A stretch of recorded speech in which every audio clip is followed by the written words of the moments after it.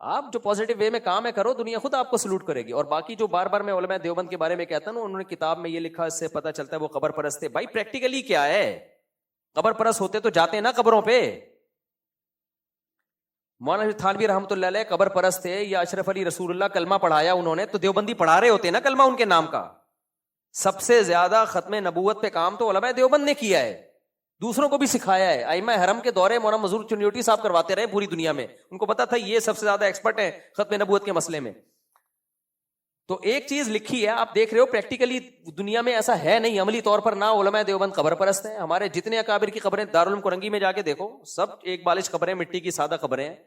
تو پھر مردے اکھاڑنا, اس نے یہ لکھا, بھائی کیا قصہ پرانا ہو گیا.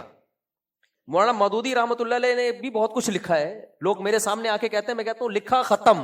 اب جماعت اسلامی میں اگر وہ چیزیں نہیں ہیں تو پرانے مردے اکھیڑنے کی کیا ضرورت ہے یار, کیا ضرورت ہے ہم کسی کے اکھاڑیں, اس نے یہ لکھا, اس نے وہ لکھا. لیکن ہوتا کیا ہے, جب کوئی آپ کے اکابر پہ کیچڑ اچھالتا ہے, پھر آپ اس کے پہ کیچڑ اچھالتے, تمہارے نے یہ لکھا, پھر وہ تو اسلام تو دنیا میں پھیلنے سے رہا.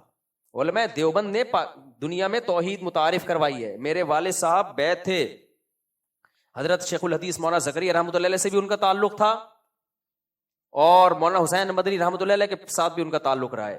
ہم نے اپنے والد کو کہیں سے بھی قبر پرست نہیں دیکھا. اگر ہوتے تو میں قبر پرست ہوتا, میرے ابا ہوتے. ہمارے دادا بیت تھے حضرت رشید احمد گنگوئی رحمۃ اللہ علیہ سے, انتہائی درجے کے توحید پرست تھے.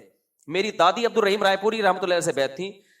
40ویں کا کھانا نہیں کھاتی تھی وہ قبر پرست ہوں گی جو 40ویں کا کھانا نہیں کھا رہی. صحیح ہے نا. وہ کہتی ہے مجھے اس کھانے سے مردوں کی بو آتی ہے, 40ویں کے کھانے سے, مردوں کے نام پہ جو دیگیں پک رہی ہیں.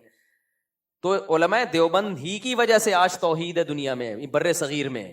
یہ نہ ہوتے تو پھر کون توحید سکھا رہا تھا؟ اہل حدیث تو بےچارے وہ بھی توحید پرست ہوتے, لیکن مائنورٹی میں 1% بھی نہیں ہے وہ. ان کی تعداد پورے بر صغیر میں 1% بھی نہیں ہے اہل سنت والجماعت میں.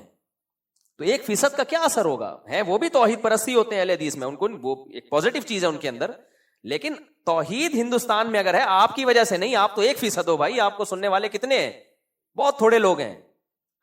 جو بڑا فرقہ ہے ہندوستان میں, جو بڑی تعداد میں ہو, یا دیوبندی ہے یا بریلوی, جن کا اثر ہے 99% تو یہ لوگ ہیں. تو اگر ہندوستان میں قبر پرستی نہیں ہے تو ٹھیک ہے, اہل حدیث قبر پرست نہیں ہوتے, لیکن ہندوستان میں قبر پرستی اگر جہاں جہاں نہیں ہے تو وہ نہیں ہے علماء دیوبند کی وجہ سے, سمجھ رہے ہو؟ اور جہاں ہے تو علماء دیوبند کے علاوہ کی وجہ سے ہے وہ. تو جنہوں نے توحید تبلیغ جماعت تو علماء دیوبند کی پیدا کردہ جماعت ہے. تو یہ لوگوں کو قبر پرست بناتے ہیں یا اللہ سے ہونے کا یقین دلاتے ہیں؟ تو جب ایک اتنی بڑی حقیقت آپ کے سامنے ہو, اس کے بعد کہنا. اور ارواح ثلاثہ مولانا اشرف علی تھانوی کی کتاب نہیں ہے, 20 دفعہ ہم بتا چکے ہیں, ہر تھوڑے دن میں کچھ نکال کے لائے ہوتے ہیں. ارواح مولانا اشرف تھانوی کی کتاب پڑھنی ہے, بہشتی زیور پڑھو.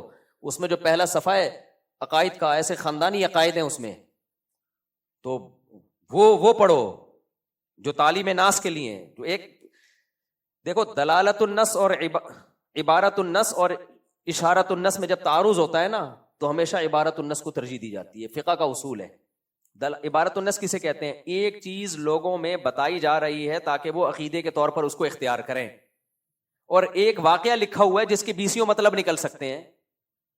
تو آپ اس واقعے کو لے کر کہہ رہے ہو کہ ان کا یہ عقیدہ تھا, اور جو وہ عقیدوں کی کتابوں میں لکھ کے بیان کرنے کہ ہمارا یہ عقیدہ اور اس کو اختیار کرو, اس کو آپ لے نہیں رہے, نہ پبلک کے سامنے لا رہے ہو. تو یہ اس کی علامت ہے کہ آپ کی طبیعت میں فساد ہے. تو آپ کی طبیعت میں ہی فساد ہے. تو توحید تو پھیلائی ہمارے علماء نے. ہمیں تو حیرانگی ہوتی ہے کہ یار یہ کیسی باتیں کرتے ہیں. توحید تو ہم نے اپنے والد سے سیکھی, اپنے دادا سے سیکھی, اپنے دادی سے سیکھی, اور ان سب نے علماء دیوبند سے سیکھی ہے.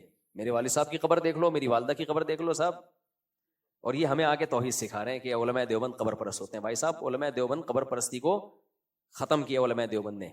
تو جو ختم کرنے والے ہیں وہ اس میں زیادہ بڑا کردار علماء دیوبند کا ہے قبر پرستی کو ختم کرنے میں.